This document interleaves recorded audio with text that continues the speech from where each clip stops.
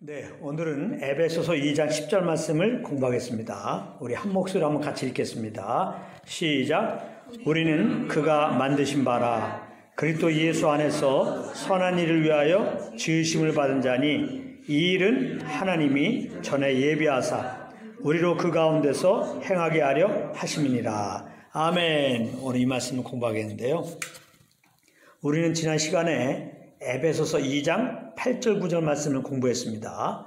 우리가 구원을 받은 것은 우리의 행위로 말미암는 것이 아니라 하나님의 은혜로 인하여 믿음으로 받은 것이라고 공부했습니다. 그런데 알고 보면 우리가 예수를 믿은 그 믿음도 하나님이 주신 선물이어서 그야말로 우리가 구원받기 위해서 한 것은 아무것도 없는 것인데요. 오늘 본문 첫 부분은 이것을 확증해주고 있는 말씀입니다. 오늘 본문 시작은 이렇게 시작합니다. 우리는 그가 만드신 바라. 이렇게 시작하고 있는데요. 이 말씀은 죄와 허물로 죽은 우리를 하나님이 재창조하셨다는 의미입니다. 죽은 자가 무엇을 할 수 있겠습니까? 우리는 그저 죄로 인하여 한번 죽을 것과 그 이후 하나님의 심판을 받고 영원한 불못에 떨어질 날만 기다리며 살던 본질상 진노의 자녀였던 것입니다. 그런데 하나님이 우리를 사랑하신 그 큰 사랑으로 인하여 그 아들로 말미암아 우리를 죄에서 구원해 주셨던 것입니다. 그 아들의 생명으로 다시 만드셔서 거룩한 하나님의 아들들이 되게 하셨다는 것입니다. 이거 얼마나 감사한 일입니까? 이 사실을 성령의 조명으로 알게 된다면 우리는 우리를 구원하신 하나님께, 우리를 자녀 삼아주신 하나님께 그저 감사하고 감사할 수밖에 없는 것입니다. 비록 내가 지금 어려움에 둘러싸여 있다 할지라도 우리는 우리를 위해 죽으시고 부활하신 예수 그리스도 그 이름만을 찬양하며 자랑할 수밖에 없는 것입니다. 더구나 에베소 1장 4절 5절에 보면은 이렇게 우리를 그리스도로 말미암아 하나님의 아들들이 되게 하신 것은 창세전부터 예정하셨던 일이었다고 그렇게 말씀하고 있는데요. 제가 한번 읽어보겠습니다. 곧 창세전에 그리스도 안에서 우리를 택하사 우리로 사랑 안에서 그 앞에 거룩하고 흠이 없게 하시려고 그 기쁘신 뜻대로 우리를 예정하사 예수 그리스도로 말미암아 자기의 아들들이 되게 하셨으니 이렇게 말씀하고 있습니다. 정말 우리를 향한 하나님의 그 사랑의 깊이와 넓이는 측량할 수가 없는 것입니다. 그런데 하나님의 사랑은 여기서 끝나지 않는다는 것입니다. 베드로전서 5장 10절에 보면은 우리를 영원한 영광에 들어가게 하신다는 거예요. 영원한 하나님 나라에 들어가게 하신다는 거예요. 그리고 그렇게 하실 우리들을 이 세상에 있는 동안 견고하게 붙들어 준다는 것입니다. 제가 한번 읽어보겠습니다.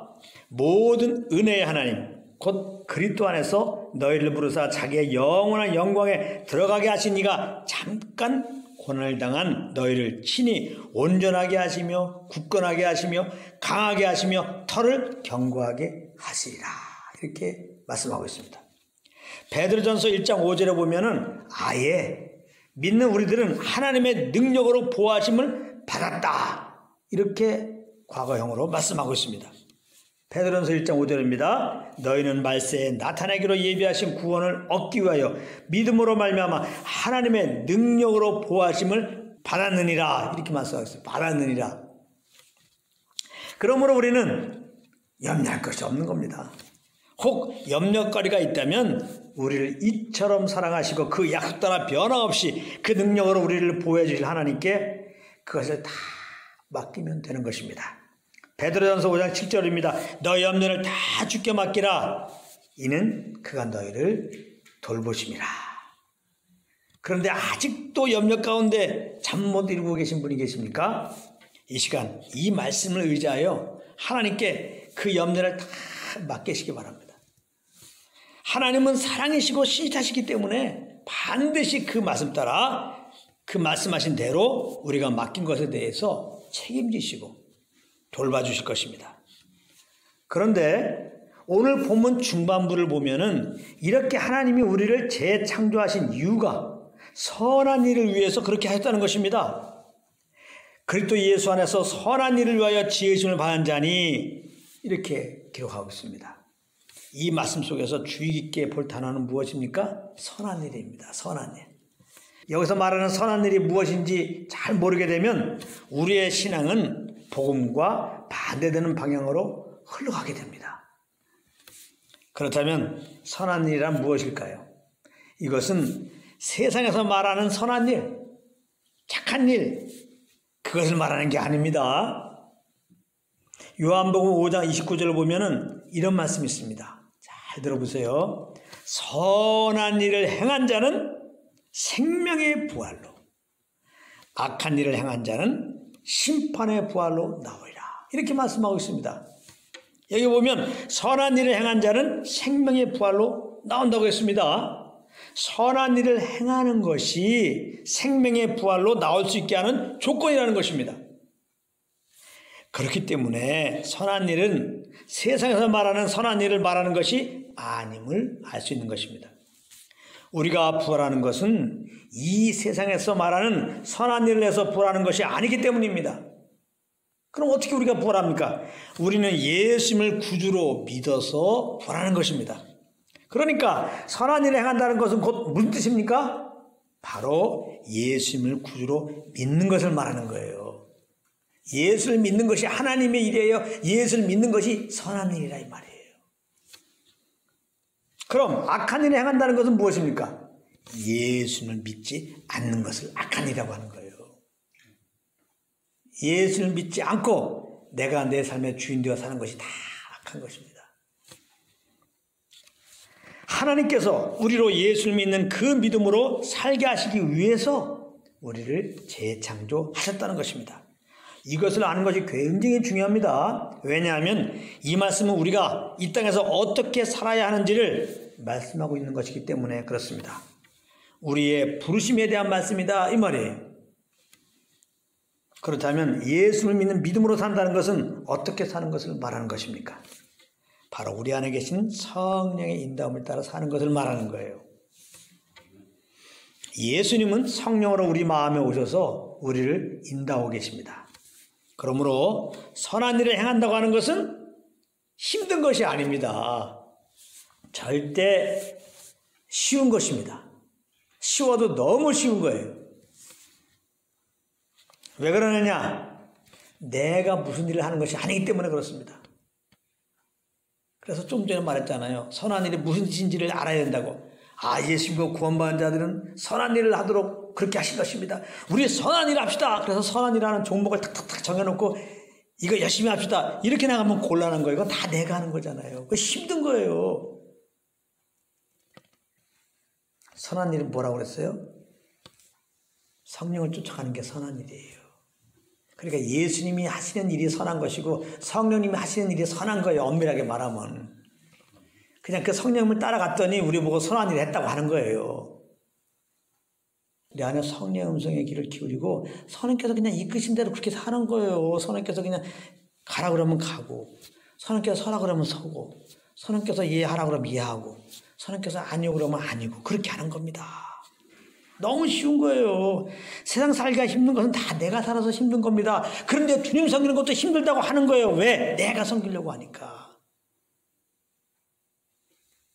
목회가 힘든 게 아니에요. 내가 목회하려고 해서 힘든 거예요. 예배가 힘든 게 아니에요. 내가 예배하려고 하는 게 힘든 거예요. 재창조된 자의 삶이란, 구원받은 자의 삶이란, 새 피조물의 삶이란, 거듭난 자의 삶이란, 그러므로 주님의 안식을 누리는 삶인 것입니다. 아무것도 안 해서 안식을 누린다는 것이 아니라 힘든 일이 없어서 힘든 일을 안 해서 안식을 누린다는 것이 아니라 무엇을 하든지 주님과 함께하고 있기 때문에 안식을 누린다는 거예요.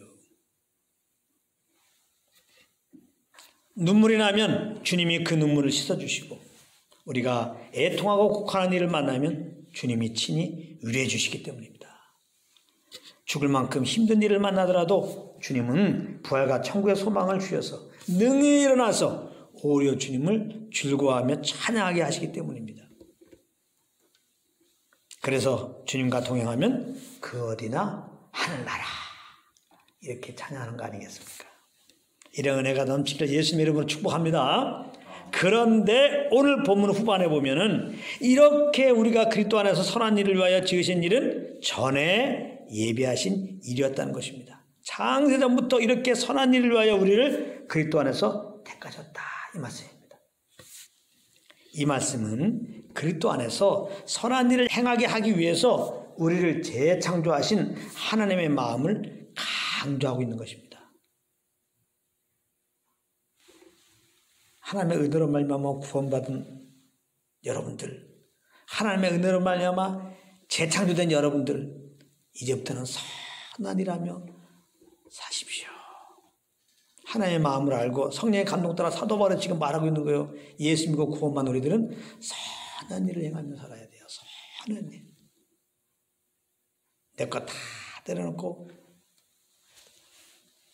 내 삶의 왕으로 모신 그 예수님을 정말 내 안에 계신 것을 인정하고 이 주님의 음성에 귀를 기울이고 이 주님께 주님 감동 따라만 그렇게 생각하고 말하고 행하라 이 말이에요. 이런 은혜가 우리 삶 가운데 항상 있기를 예수님으로 축복합니다.